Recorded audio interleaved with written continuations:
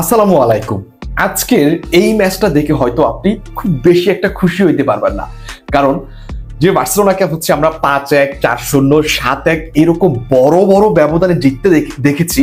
সেই বার্সেলোনা যখন আসলে 1-0 গোলে জয় পায়, ওই ম্যাচ দেখে আপনি আমি খুশি অতটা হতে পারছি না। বাট এই ম্যাচটা কিন্তু বার্সার জন্য খুবই ইম্পর্টেন্ট ছিল। আপনি অলরেডি জানেন হয়তো যে আমরা এখন রিয়াল মাদ্রিদ এবং অ্যাথলেটিকো মাদ্রিদের চাইতে মাত্র 4 পয়েন্ট পিছনে অবস্থান করছি। 22টা করে ম্যাচ খেলে আমরা এখন মাত্র 4 পয়েন্ট পিছনে আছি। সো এই মুহূর্তে আমার কাছে যেটা মনে হচ্ছে যে এই ম্যাচে জয় পাওয়াটা আমাদের জন্য খুবই ইম্পর্টেন্ট ছিল। ম্যাচের সিনারিও কি, ম্যাচের ভিতর কি হয়েছে, যদি আমরা সেই হিসেবটা বাদ দিয়ে ম্যাচের জয়টাকে দেখি, তাহলে আমি মনে করি যে এই ম্যাচটা খুবই ইম্পর্টেন্ট ছিল জয় পাওয়া, এবং সেই জায়গা থেকে আমরা 1-0 গোলে জয় পেয়েছি। আপনি যদি হ্যান্সি ফ্লিককে দেখেন, লাস্ট মুহূর্তে তিনি কিন্তু বারবার হচ্ছে তার ঘড়ির দিকে তাকাচ্ছেন যে আসলে সময়টা কখন শেষ হবে। আপনি ওই জিনিসটা দেখলেই বুঝতে পারবেন যে হ্যান্সি ফ্লিক নিজেও চাচ্ছেন যে এই ম্যাচটা আগে আমাদের জয় দরকার, কারণ লা লিগাতে আমরা যে ফর্মে আছি, যে শেপে আছি, আমাদের অতটাও ভালো অবস্থা ছিল না। বাট লাস্ট 2টা ম্যাচে আমরা উইন হইছি, এটা অনেক বড় একটা ইম্পর্টেন্ট আমাদের জন্য এই মুহূর্তে লা লিগায় ব্যাক করা, লা লিগায় ফর্মটা ফিরে পাওয়া।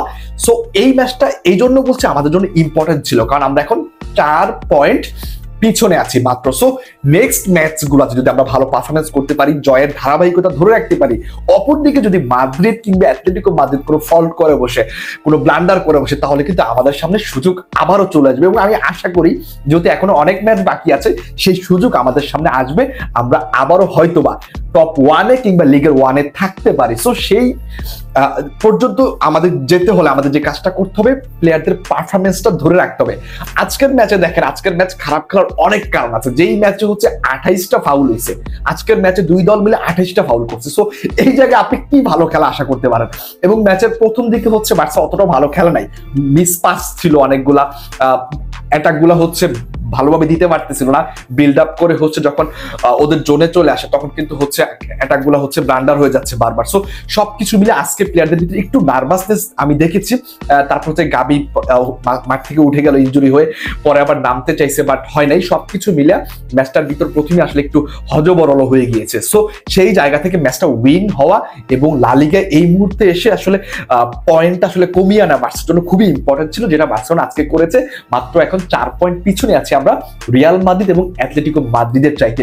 সো আমি আবারও বলছি, আমার কাছে এই ম্যাচটা হচ্ছে জয়টা খুবই ইম্পর্টেন্ট ছিল এবং সেটা আসলে পেয়েছি। সো আমাদের এখন পরবর্তী ম্যাচ নিয়ে আসলে লা লিগাতে ভাবতে হবে। এবং হ্যান্সি ফ্লিক একটা কথা কিন্তু বলেছেন যে আমার সম্পূর্ণ চিন্তা ভাবনা এখন হচ্ছে লা লিগাকে নিয়ে। সো আমার কাছে মনে হচ্ছে তিনি এখন সেই জায়গাটাতেই ফোকাস দিয়েছেন, সেই জায়গাটা নিয়ে হচ্ছে কাজ করছেন এবং প্লেয়ারদেরকে আসলে সেইভাবেই আসলে তিনি তৈরি করার চেষ্টা করছেন যে তোমরা লিগে অন্তত ভালোভাবে কামব্যাক করো, লিগটাকে নিয়ে এবার একটু চিন্তা করে। এবং আমার কাছে মনে হচ্ছে যে প্লেয়ারদের কনফিডেন্স, প্লেয়ারদের পারফরমেন্স দেখে তারা এখন লিগটাকে নিয়েও ভাবছে। সো এই ম্যাচ নিয়ে হতাশ হওয়ার কিচ্ছু নেই। হ্যাঁ, আমরা অনেক বেশি গোল দিতে পারিনি, বাট ম্যাচটা উইন হয়েছে এই মুহূর্তে, সেটাই আমাদের জন্য খুবই ইম্পর্টেন্ট ছিল।